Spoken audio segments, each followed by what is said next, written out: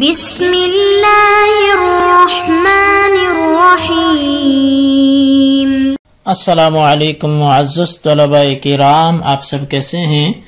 آج ہم معطا امام محمد کے سبق نمبر 363 کو پڑھیں گے۔ آج کے ہمارے سبق کا عنوان ہے مرتد کا بیان۔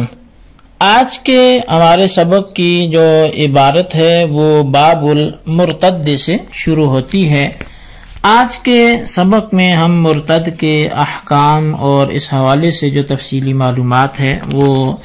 سمجھنے کی کوشش کریں گے۔ امام محمد رحمۃ اللہ علیہ اس باب کی حدیث پاک لکھتے ہیں: اخبرنا مالک اخبرنا عبد الرحمن محمد بن عبد القاری عن ابیہ قال قدم رجل على عمر بن الخطاب رضی اللہ عنہ من قبل ابی موسیٰ فسألہ عن الناس فأخبرہ ثم قال هل عندكم من مغربة خبر؟ قال نعم رجل كفر بعد اسلامه فقال ماذا فعلتم به؟ قال قربناه فضربنا عنقه. قال عمر رضی اللہ عنہ فهلا طبقتم عليه بيتا ثلاثا وأطعمتموه كل يوم رغيفا فاستبتموه لعله يتوب ويرجع إلى أمر الله اللهم إني لم آمر ولم أحضر ولم أرضى إذا بلغني۔ امام محمد رحمۃ اللہ علیہ آپ بیان فرماتے ہیں کہ ہمیں امام مالک نے خبر دی ہے اور وہ عبد الرحمن بن محمد سے بتاتے ہیں اور وہ اپنے والد سے بیان کرتے ہیں کہ حضرت ابو موسیٰ اشعری رضی اللہ تعالیٰ عنہ کی طرف سے حضرت عمر بن خطاب رضی اللہ تعالیٰ عنہ کے حضور ایک آدمی آیا۔ اس سے آپ نے عوام کے بارے میں پوچھا، اس نے ان کے بارے میں آپ کو بتایا۔ پھر آپ نے پوچھا کیا تمہارے پاس کوئی نئی بات ہے؟ تو وہ کہنے لگا جی ہاں، ایک شخص اسلام لانے کے بعد پھر کافر ہو گیا۔ حضرت عمر نے پوچھا پھر تم نے اس کے ساتھ کیا سلوک کیا؟ تو وہ کہنے لگا کہ ہم نے اس کے قریب جا کر اس کی گردن اڑا دی، یعنی اسے مار دیا۔ تو حضرت عمر رضی اللہ تعالیٰ عنہ بولے کہ تم نے اسے 3 دن تک کسی بند کمرے میں کیوں نہ رکھا اور روزانہ اسے ایک چپاتی روٹی کیوں نہ دی؟ پھر اس سے توبہ کا مطالبہ کرتے، شاید وہ توبہ کر لیتا اور اللہ تعالیٰ کے حکم کی طرف پلٹ آتا۔ اے اللہ، بے شک میں نے نہ ایسا کرنے کا حکم دیا، نہ میں اس پر راضی ہوں جو انہوں نے کیا۔ جب اس کی مجھے خبر ملی ہے تو میں راضی نہیں ہوں اور نہ ہی میں وہاں موجود تھا۔ قال محمد ان شاء الامام اخر المرتد ثلاثا ان طمع في توبته او سأله عن ذلك المرتد وان لم يطمع في ذلك ولم يسأله المرتد فقتله فلا بأس بذلك۔ امام محمد رحمۃ اللہ علیہ اس حدیث پاک کی تشریح مسلک احناف کے مطابق کرتے ہوئے لکھتے ہیں کہ اگر امام مناسب سمجھے تو مرتد کو 3 دن تک وہ قید کر دے، اگر اس سے توبہ کی امید ہو، یا اس بارے میں مرتد سے دریافت کرے، اور اگر امید توبہ نہیں ہے اور نہ ہی مرتد سے دریافت کیا اور امام نے اسے قتل کر دیا تو اس میں بھی کوئی حرج کی بات نہیں ہے۔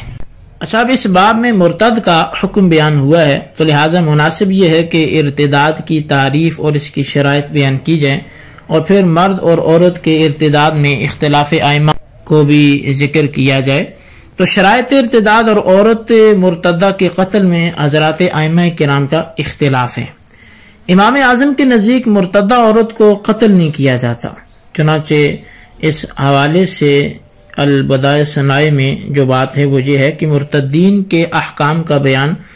اس میں چند جگہوں پر گفتگو ہوگی۔ مرتد ہونے کا رکن کی صحت کی شرائط اور مرتد ہونے کا حکم، یہ باتیں جو ہیں وہ بحث طلب ہیں۔ ارتداد کا رکن جو ہے وہ کفریہ کلمے کا زبان پہ لانا ہے۔ ایمان کے پائے جانے کے بعد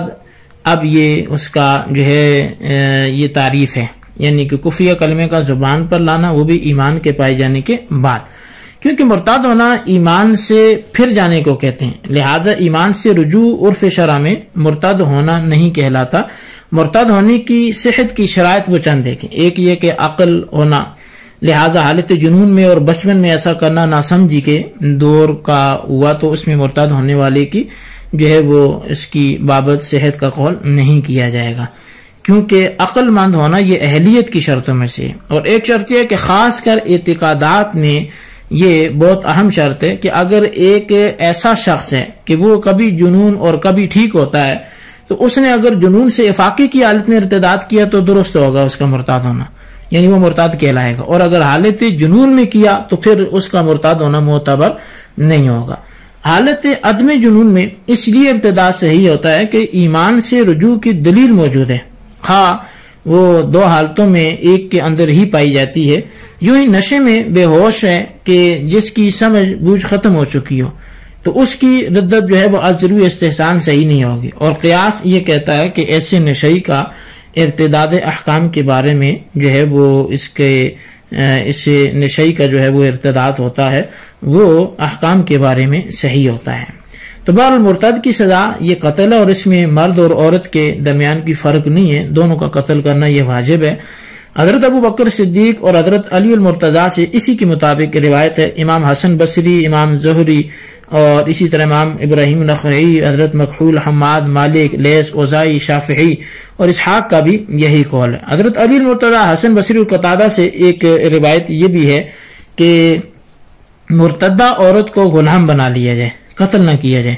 کیونکہ حضرت ابو بکر صدیق نے بنو حنیفہ کے بچوں اور عورتوں کو غلام بنا لیا تھا۔ حضرت علی المرتضیٰ کو بھی ان میں سے ایک لونڈی دی گئی تھی جس کے بطن سے محمد بن حنفیہ وہ پیدا ہوئے تھے، تو یہ واقعہ صحابہ کرام کی موجودگی میں ہوا، تو بس یہ جو ہے وہ اجماعی ایک نظریہ ہو گیا۔ امام اعظم ابو حنیفہ جبکہ وہ یہ کہتے ہیں کہ مرتدہ عورت کو قید خانے میں ڈال کر تشدد کے ذریعے اسلام قبول کرنے پر آمادہ کیا جائے، قتل نہیں کیا جائے گا، کیونکہ نبی علیہ الصلوۃ والسلام کے ارشاد گرامی ہے کہ لا تقتلوا امرأۃ، کہ عورت کو قتل نہ کرو، اور پھر اگر عورت پہلے سے ہی کافرہ ہے تو اس ابتدائی اور اصل کفر کی وجہ سے اسے قتل نہیں کیا جاتا، لہٰذا عورت کے بوجہ ایسے کفر کے جو اسلام کے بعد اس نے کیا اسے قتل نہیں کیا جانا چاہیے۔ اس لیے عورت مرتدہ اور بچوں کا حکم جو ہے وہ ملتا جلتا ہے۔ اب اس حوالے سے ابن قدامہ حنبلی نے اپنا مسلک تو بیان کیا لیکن اس کے دلائل ذکر نہیں کیے، ادھر احناف کا مسلک بھی اور دلائل بھی ذکر کیے، تو اس کی تردید بھی کی ہے۔ تردیدی دلائل دیتے ہوئے انہوں نے لکھا ہے کہ ہماری دلیل یہ ہے کہ نبی علیہ الصلوۃ والسلام نے فرمایا جو دین تبدیل کر لے اسے قتل کر دو، اسے صحیح بخاری امام ابو داؤد نے ذکر کیا، اور نبی علیہ الصلوۃ والسلام کا فرمان ہے کہ مسلمان کا خون ان اسباب میں سے کسی ایک سبب سے مباح ہو جاتا ہے، نمبر 1 شادی شدہ زانی ہو، جان کے بدلے جان ہو، یا وہ اپنے دین کو چھوڑ کر جماعت سے علیحدہ ہونے والا ہو۔ اب یہ بھی بخاری مسلم میں امام دار قطنی میں بھی اس کو روایت کیا ہے کہ ایک عورت جو ہے وہ ام مروان نامی جب دین سے مرتدہ ہو گئی اور نبی علیہ السلام کو اس کی خبر پہنچی تو آپ نے اس سے توبہ طلب کرنے کا حکم دیا، اگر توبہ کر لے تو بہتر ہے ورنہ اسے قتل کر دیا جائے۔ اور پھر عورت بھی ایک مکلف انسان ہے جس نے اپنے دین حق کو باطل سے تبدیل کر دیا ہے، لہٰذا اسے بھی مرد کی طرح قتل کر دیا جائے گا۔ رہا یہ کہ نبی علیہ الصلوۃ والسلام نے عورت کے قتل کرنے سے منع فرمایا، تو اس سے وہ عورت مراد ہے جو شرع سے ہی بلکہ جو آغاز سے ہی جو ہے وہ کافرہ چلی آ رہی ہے، تو کیونکہ نبی علیہ السلام نے یہ حکم اس وقت ارشاد فرمایا تھا جب آپ نے ایک کافرہ عورت کو جو ہے وہ اس کی اصلی جو ہے وہ کافرہ ہی تھی، ابتدا سے ہی وہ کفر پر تھی، تو اس وقت آپ نے یہ فرمایا تھا۔ یہی وجہ ہے کہ نبی علیہ الصلوۃ والسلام نے جن صحابہ کو ابن ابی حقی کی طرف روانہ فرمایا تھا تو انہیں آپ نے عورتوں کے قتل سے منع فرما دیا تھا، حالانکہ ان میں کوئی مرتد نہ تھا۔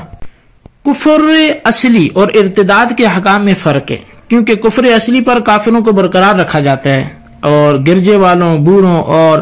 جنگ سے اجتناب کرنے والوں کو قتل نہیں کیا جاتا، اور کافر عورت کو کفر چھوڑنے پر مجبور نہیں کیا جاتا، نہ ضرب سے اور نہ ہی قید کر کے۔ لیکن کفر تاری یعنی جو ارتداد کے احکام ہیں تو اس کے وہ خلاف ہیں، اور بچے کے برخلاف عورت مکلف ہوتی ہے۔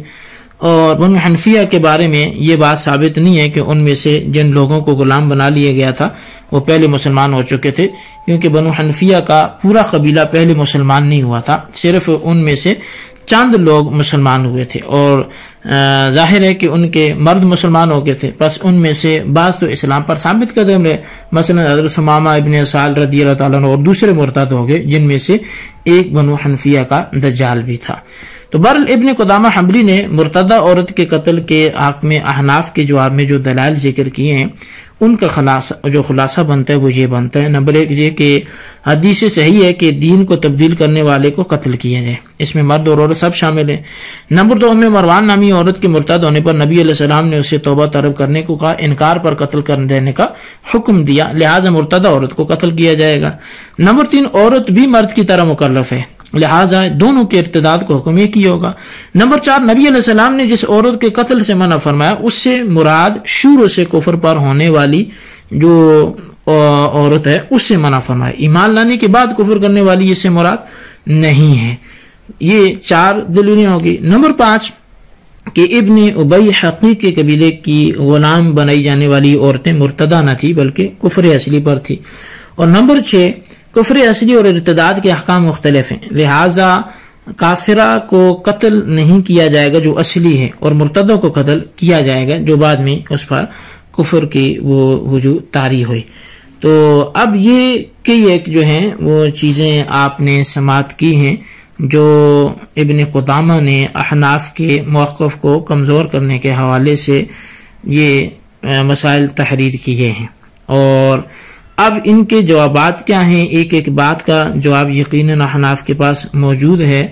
اور اس کے حوالے سے تفصیل ہے پوری۔ تو اس حوالے سے میں مناسب سمجھوں گا کہ وہ جتنے بھی ابن قدامہ کے دلائل کے جوابات ہیں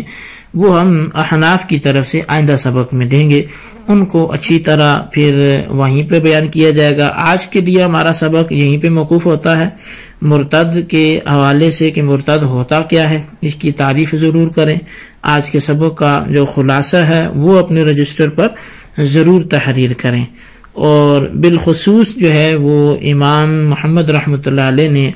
آج کے سبق میں چونکہ ایک ہی حدیث اس باب کے تحت ذکر کی ہے تو اس کو بھی زبانی یاد کریں۔ اللہ تبارک و تعالیٰ سے دعا ہے جو ہم نے پڑھا سنا اسے یاد رکھنے کی توفیق نصیب فرمائے، آمین بجاہ النبی الامین صلی اللہ علیہ وسلم۔